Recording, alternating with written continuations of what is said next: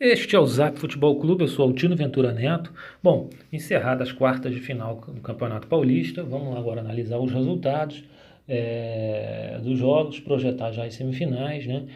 Campeonato Paulista que com algumas surpresas, né? Bom, tivemos na quarta-feira Palmeiras 2, Santo André 0. Palmeiras era bem favorito, apesar da boa campanha que o Santo André fez no campeonato, chegou a liderar boa parte do campeonato, depois perdeu forças, principalmente depois do retorno do futebol. Um jogo que o Santo André até endureceu, um jogo que foi bem equilibrado, o resultado não mostra o que foi a partida. O Palmeiras fez 2 gols já no final, um já aos 43, já sei, e o outro já nos descontos, já no desespero, quando o Santo André já vinha para cima tentando o empate, né? O Palmeiras passou aperto, bem, muito aperto.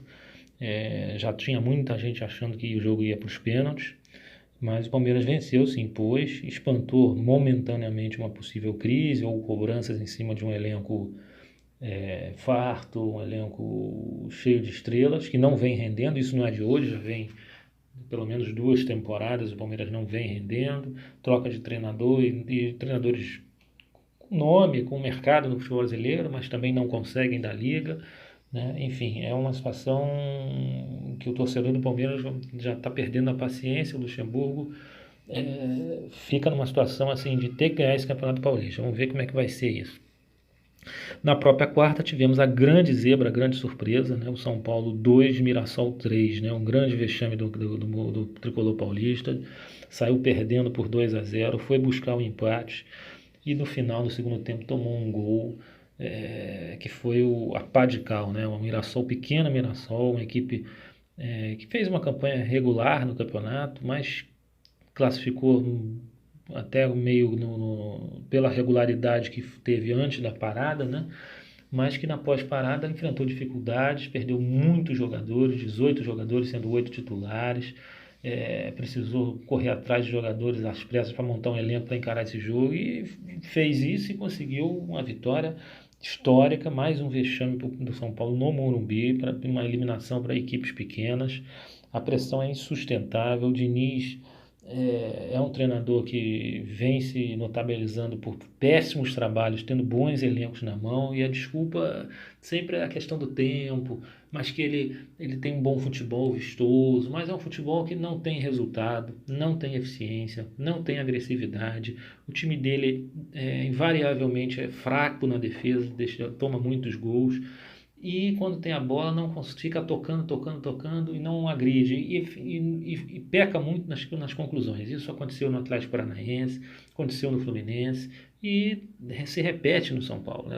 As equipes do Diniz são equipes e não há como dizer. O Atlético Paranaense, ele saiu, o Thiago Nunes entrou, melhorou, né? O Fluminense correu risco de rebaixamento. Talvez se não tivesse nem demitido o Diniz, eu acredito até que teria caído para a segunda divisão no passado, há 2 anos atrás, aliás. Então, e o São Paulo, enfim, é essa situação, né? Muito mal, a crise política grande. O São Paulo vai ter muita dificuldade esse ano.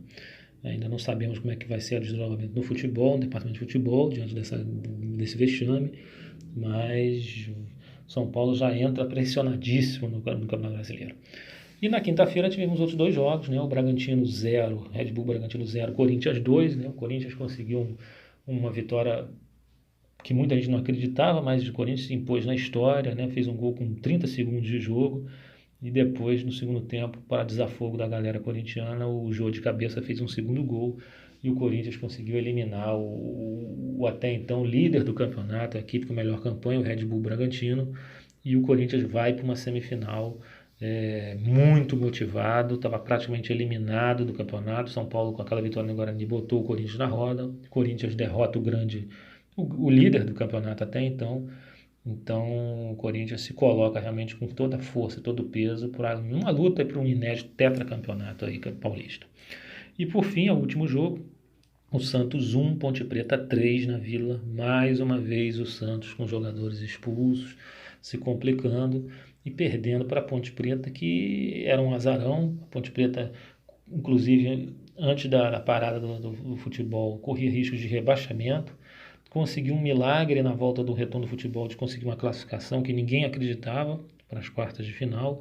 E na quarta de final conseguiu uma vitória marcante em cima do Santos por 3-1. A Ponte entra nessa semifinal como uma equipe franco-atiradora, mas perigosa pela tradição que tem, né, pelo momento de ascensão da Ponte, né, e vai enfrentar, bom, aí nas semifinais nós vamos ter um jogo único, né, Palmeiras e Ponte Preta, jogo no domingo, né, na Arena Palmeiras, né, mas o Palmeiras com o futebol que vem jogando, sem agradar seu torcedor, e a Ponte como franca atiradora e no momento de motivação e de otimismo, o jogo é muito perigoso para o Palmeiras, né? Não sei, a tendência, claro, é o Palmeiras se classificar por tudo, por pela força, pela história, pelo orçamento, pela equipe, pelo elenco mais qualificado, pelo treinador, por tudo, mas é um jogo que não sei não, não me surpreenderia se a Ponte Preta passasse. E a outra semifinal também no domingo, na Arena Corinthians, Corinthians e Mirassol. Aí o Corinthians é franco favorito, não há dúvida.